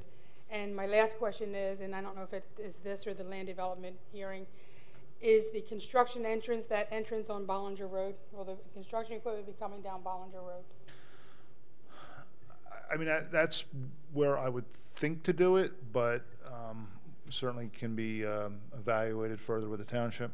Okay, I just was curious. My granddaughter lives with us and goes to school, and I have stood out there and watched people go through the red lights on the school bus, and she has to cross the road, and so construction equipment, she's only a little child. Understood. Yeah. And the noise and everything coming down the road. So, but I just wanted to make sure at no point that they can develop around us, because we like that open space around us. They can't. So the ordinance requires them to maintain a certain percentage, and that land is being accounted for that percentage. Okay. And it will be deed restricted, and there'll be covenants against the land that it cannot develop. Originally, when we met with them in that private meeting, they were saying that the sewer system was going to be pumped over to Applecross, pumped back into the drip fields. Is that still proposed? It is. And they're going to be able to handle the extra sewage, because I can tell you now, McGovern brings down the poopy trailer quite often to pump. We've submitted it to the township, and the sewer engineer for the township has reviewed it. Right. He didn't raise any red flags as far as capacity goes, so our understanding is they have Why it. that trailer comes down? Sludge. Okay. It doesn't Overflow, right? They're just pumping out sludge. But there's nothing being hauled out of there in terms of sewage. Right. Okay. Oh, that's good. Yeah. So I don't have any problems. I like the open space behind us. We just want to make sure that there's something for a little bit of privacy. Thank you. Thank you. Ms. Poland, did you have questions? Actually, I think she's probably asked everything that I was concerned about. Okay, great. Thank you. And Mr. Grisillo? Yes. One or two very short. Good evening again. Is it your understanding that you're here tonight before the supervisors for a conditional use approval? Yes, that's correct. All right. And you also are aware that the plan in front of us tonight, although it be very nice, is not being considered for any kind of an approval in the condition that it's in. Well, now, conditional use, but not land development. Not from a land development standpoint. Correct. And the reason why I asked that is there seemed to be an awful lot of information that was given tonight that was very plan specific, and we haven't gotten to the plan specific part yet. And that plan that's in front of us tonight can be changed considerably. Would you agree with that? I wouldn't say it can be changed considerably. Why not? Well, If because it's required by township code. well, I think, and I'll let the legalese speak to it, but I think if you deviate substantially from the plan that's approved through conditional use, you would have to come back to this body to amend your conditional use, I believe. And I think it's clear that he has to go through land development. There's no doubt about it that this plan right now is not being approved for land development. So the Planning Commission will have another review, but I think the point they're making is that the ordinance does not require this level of detailed plan before it comes to a conditional use hearing, and so we have some pretty specific engineered comments that address land development issues that they've already dealt with. So that's probably why Adam is hesitant to say, yeah, we're going to substantially change this, because they have gone through a lot of the requirements of the SALDO already. Don't have approval yet, but they've done pretty significant, heavy lifting as far as SALDO is concerned. All right. I appreciate what you've suggested, and I agree with you, but I'm hearing from the gentleman that this plan may not change at all because they think they've already done it. No, that's not what he said. Well, when somebody gets very site-specific, which he has done, spent a lot of time doing, that just sends up a red flag to me. They're saying, well, okay, this is the way the radii is going to be, this is where the streets are going to be, and a lot of that could change. Well, if I can speak to that, all of the specifics of the plan that we discussed tonight, although they may seem detailed, are required demonstrations for this conditional use pursuant to the zoning ordinance. I agree with that too. So I just we're like to not get it trying on to record that sneak you realize land that development the approval plan through. could change as the next several steps are taken. It could, but it could not change with respect to the specifics that were discussed this evening, because those specifics are requirements to receive conditional use. Okay. Yeah, what she means is that the zoning ordinance that was adopted to allow this use had some pretty specific standards on radius curves and separation distance and things like that. So most of the testimony that she had Adam speak to showed compliance with those zoning ordinance standards. That's what she's saying. Okay. Okay? All right, I appreciate it. Thank you very much. Thanks. Okay, next witness. Matthew Hammond. And I think this board is very familiar with him, so we will recognize him as an expert traffic engineer. And just for purposes of the record, his CV is at C7. Good evening, Mr. Hammond. Good evening. Yeah. I do. And for purposes of the record, who is your, by whom are you employed? I'm employed by Traffic Planning and Design. The board has already recognized you as an expert in the field of civil engineering, and I would just ask you a few questions this evening, Mr. Hammond, for purposes of this conditional use application. Are you familiar with the property and purpose of the application subject to this evening's hearing? Yes, I am. And in order to facilitate the application, did you prepare a traffic impact study for the applicant? Yes, we did, dated July 30th, 2018. And for the board's reference, the traffic study is pre-marked as Exhibit A8. I see that you have your own. Yes.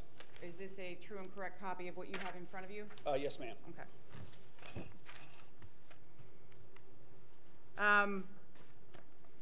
The ordinance requires that the applicant under conditional use application demonstrate proposed steps to address traffic congestion related issues that could result from the development proposed. Was that the purpose of your study as you understood it? Yes, it was. And in preparation of your study, what steps did you take specifically? So at the onset of the study, we prepared what's called a scoping application, which was submitted to both the township and as well as Penndot, due to the fact that we are asking for access to Penndot roadways. That scoping application was submitted in February of 2017, as I mentioned, to both Penndot and the township. We received comments from the township's traffic engineer, Mr. Heinrich, on March 31st, 2017, and from Penndot District 6 on March 24th, 2017. The purpose of that scoping application was basically to outline the parameters of this traffic study, how the traffic study would be put together, and to confirm the parameters of said study. As I mentioned, we received those reviews back in March and then commenced with the preparation of the study in compliance with the scoping items outlined. So the study considers all roadways and intersections that were identified in the scoping study with the township's traffic engineer and Penndot. Is that accurate? That is accurate. Does the study include traffic volumes for average daily traffic at peak highway hours? The study does include traffic associated with the peak highway hours, yes. And peak development generated hours for all roadways in the study area? Yes, it does. That information is found on Table 6 of Exhibit A8, page 8.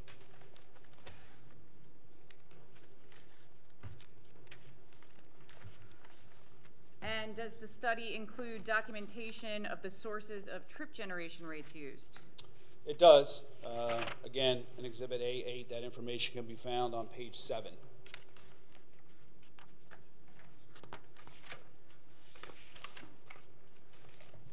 And does the study include suggestions for on-site improvements proposed to mitigate projected adverse impact? It does. There are certain recommendations that are made based on the outcome of the analysis prepared, and those can be found under the recommendations section of Exhibit A8 on page 17. And does the study include suggestions for off-site improvements proposed to mitigate any projected adverse impacts of the development?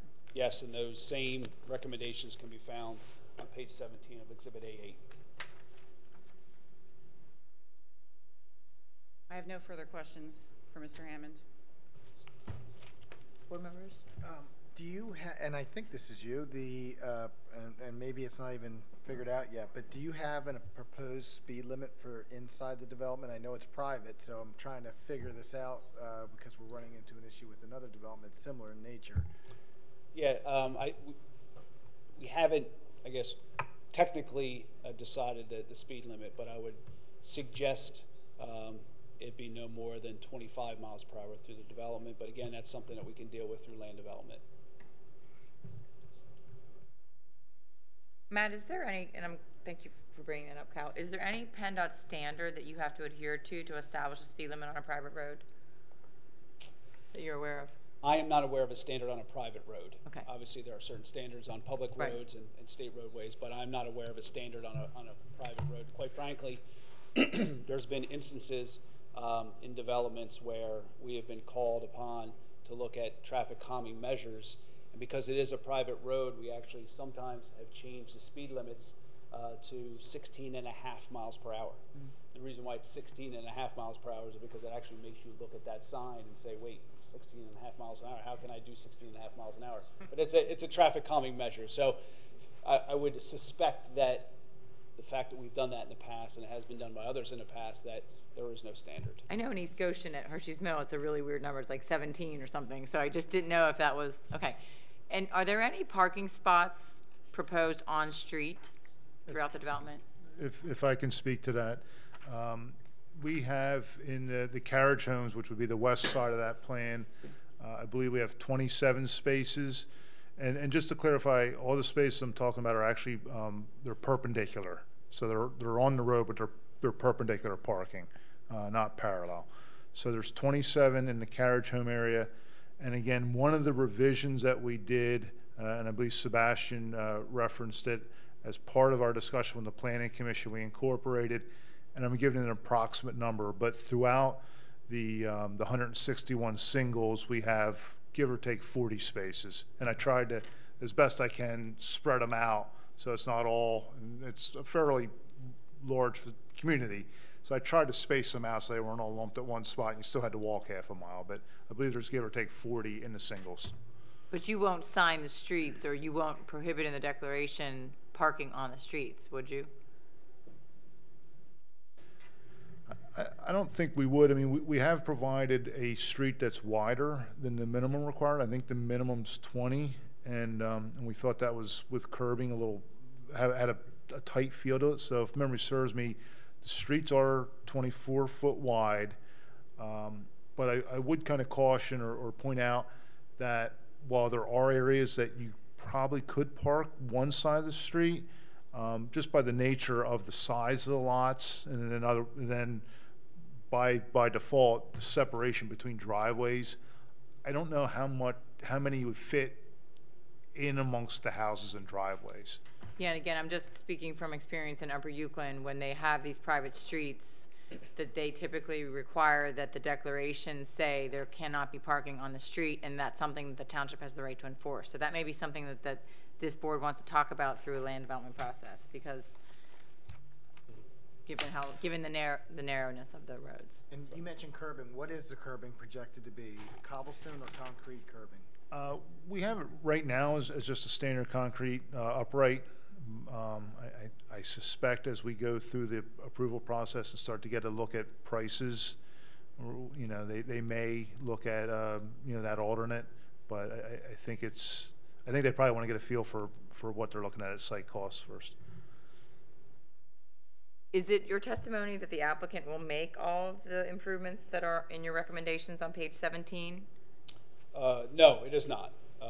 There are certain recommendations that are listed within that study which relate to previous agreements with respect to improvements, namely the improvements at the intersection of 322 and Bollinger, as well as the intersection of 322 and Hopewell.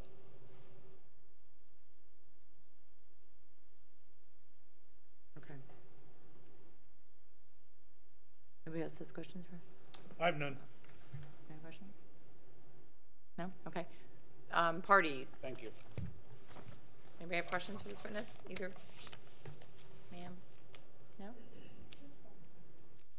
Just one question. The intersection on Bollinger Road at the main entrance, which is that directly across from the Applecross at main entrance? Yes, it is. And is that just going to be stop signs, or is there going to be a traffic light there? It would just be stop signs. Be stop signs. Okay.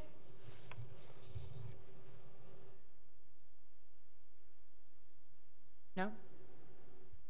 Mr. Crisillo, do you have anything?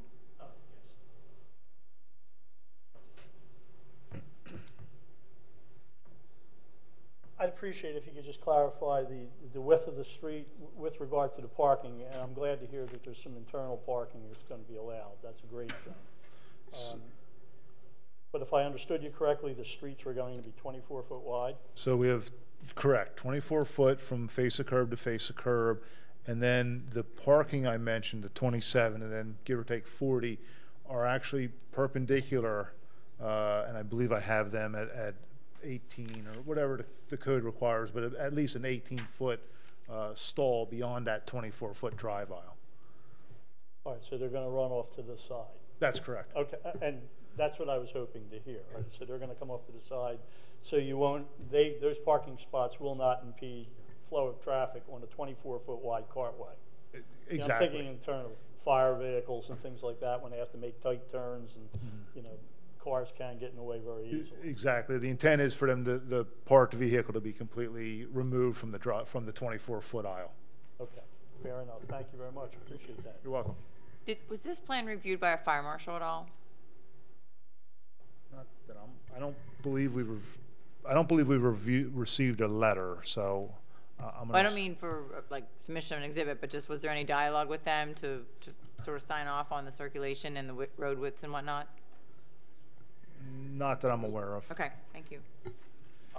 Just a recommendation, it probably would be a good idea to reach out to the fire marshal, only because I know Pulte did something similar, and there was some slight tweaking that needed, you know, so just, you know, cart before the horse. Yeah, no, I appreciate that recommendation, and we'll certainly do that. And what we'll do, and we do with a lot of the communities, is we'll get from the fire marshal what the largest apparatus is for the fire company, For the radio and we'll do a turning right. Program, make sure it can make it through all the internal roads. Yep, perfect. Yep.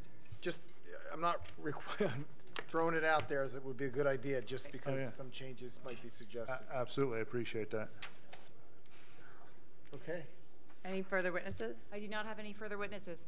And you move for the admission of A1 through A10. I do believe we discussed all A1 through A10. Okay. I think there's no objection Yes. to those admissions. At this time, if any of the parties want to come forward, and if you have anything you'd like the board to consider or any additional statements you'd like to make, why don't we start with Ms. Poland?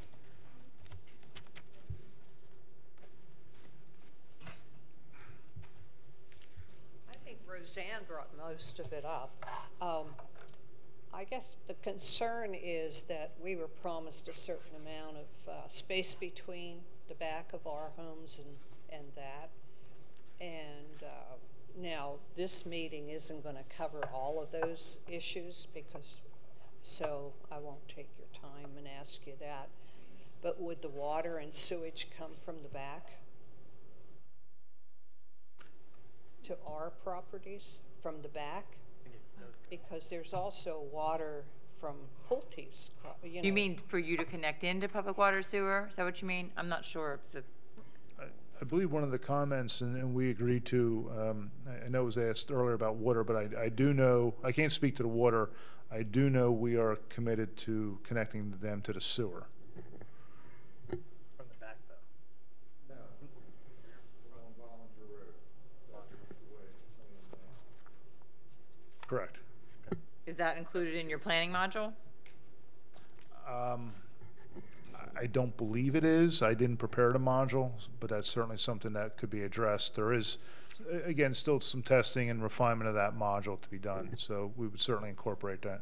I know the municipal authority solicitor had raised it as an issue but never got a response, so that's why I thought he had raised it as an issue to at one point in time, but I don't think he had heard a response, so I was curious. There is Exactly. I mean, our expectation is if we get a successful conditional use decision, that as we then move into the land development, again, there is additional testing to be done.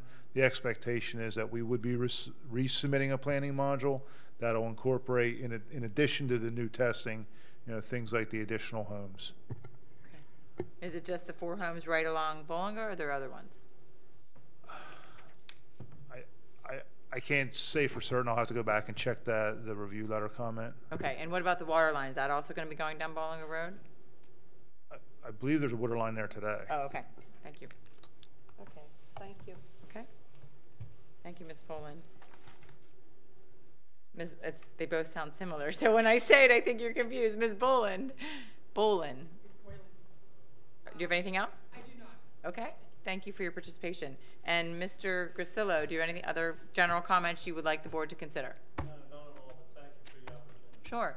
And is there anybody else in the audience that just wants to make a general statement to the board about this application? I'll make a general statement. Please come forward and state your name and address. Mike Wagner, 241 Jeffers Road, and I was asked by the Planning Commission, because I am on the Planning Commission, to talk for the Planning Commission. Tonight we're just here for conditional use, and we all know that. And the Planning Commission gave recommendations for the conditional use because we think this is a good use that would help our community. We do have issues with the layout, and not only us, but also the county has issues, and we haven't really seen any of that really addressed. And we know that from the Planning Commission that we can figure out a lot of this when it comes to the land development. But I'm just going to make the statement now that right now this plan does not sit very well with the Planning Commission with the way it's designed and the way it's laid out. It doesn't do a lot for our community. It does everything for them. It's not a gated community, but it's set up like a gated community. One way in, one way out, 2 ways in, 2 ways out. There could be, and there should be, more access to this property, to the existing roads around it, to make it more of a inclusive project than an exclusive project, because to be honest with you, I'm not going to drive through this. No one's going to drive through this because people live there. Are we going to walk on the trails? Yeah, possibility, but that's all we're going to do. Above and beyond that, we're not even going to go in there. We're not going to be allowed to go to the clubhouse. We're not going to be doing any of that because we're not part of that community. So as my first statement was, we're only here for conditional use. We're not here for the plan approval. This plan needs to be reworked. How much really is going to come down to whether or not the developer is going to work with us when we do that. Thank you. Thank you. Anybody else in the audience want to make general statements? Going once, going twice? Okay, we will close the evidentiary portion of the hearing. Sir, did you want? No? Okay. We'll close the evidentiary portion of the hearing, and by state law, the board has 45 days to render a decision. So what we typically do is prepare a draft decision, circulate that to the applicant, and then at a future board meeting, most likely it will be the second meeting in May, which is within the 45 days, the board will render a decision. So thank you everybody for your participation. If anybody has any questions about the process, I can talk to you offline, but thank you again, and thank you, Jen. Appreciate it. And thank Good night. you to the board. Thank you, Kristen. Thanks.